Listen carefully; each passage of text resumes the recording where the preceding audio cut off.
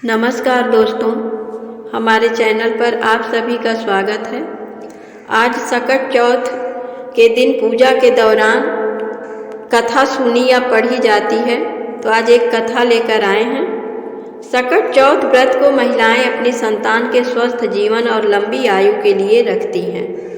वैसे तो हर महीने में 2 चतुर्थी तिथि पड़ती है और दोनों ही तिथियां भगवान गणेश को समर्पित होती हैं, लेकिन माघ मास के कृष्ण पक्ष की चतुर्थी तिथि को बेहद खास माना गया है। इसे सकट चौथ, तिलकुटा चौथ, तिलकुट चतुर्थी, माघी चौथ और तिल चौथ के नाम से भी जाना जाता है। इस दिन भगवान गणेश की पूजा की जाती है और उन्हें गुड़ व तिल से बने तिलकुट का भोग लगाया जाता है। सकट चौथ के दिन महिलाएं अपनी संतान की दीर्घायु के लिए निर्जला व्रत रखती हैं।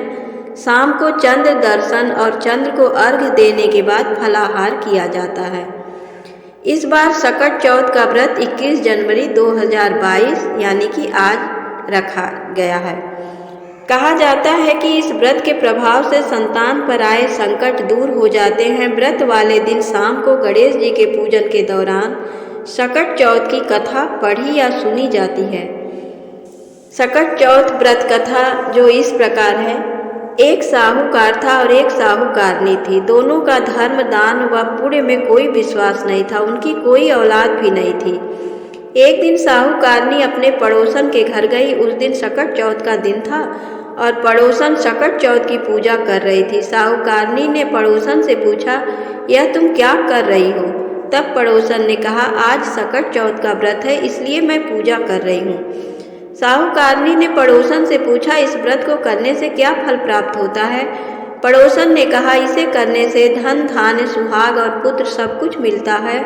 इसके बाद साहूकारनी बोली, अगर मेरा बच्चा हो गया तो मैं 1.25 सेर तिलकुट करूंगी और चौथ का व्रत रखूंगी। इसके बाद भगवान गणेश ने साहूकारनी की प्रार्थना कबूल कर ली और वो गर्भवती हो गई। गर्भवती होने के बाद साहूकारनी ने कहा कि अगर मेरा लड़का हो जाए तो मैं 2.5 सेर तिलकुट करूंगी। कुछ दिन बाद उसके लड़का हो गया। इसके बाद साहूकारनी बोली, भगवान मेरे बेटे का विवाह हो जाए तो 5.25 सेर का तिलकुट करूंगी। भगवान गणेश ने उसकी ये फरियाद भी सुन ली और लड़के का विवाह तय हो गया। सब कुछ होने के बाद भी साहूकारनी ने तिलकुटा नहीं किया। इसके कारण सकट देवता क्रोधित हो गए। उन्होंने जब साहूकारनी का बेटा फेरे ले रहा था तो उन्होंने उसे फेरों के बीच से उठाकर पीपल के पेड़ पर बैठा दिया। इसके बाद सब लोग वर को ढूंढने लगे। जब वर नहीं मिला तो लोग निराश होकर अपने घर को लौट गए। जिस लड़की से साहूकारनी के लड़के का विवाह होने वाला था, एक दिन वो अपनी सहेलियों के साथ गणगौर पूजन करने के लिए जंगल में दूब लेने गई।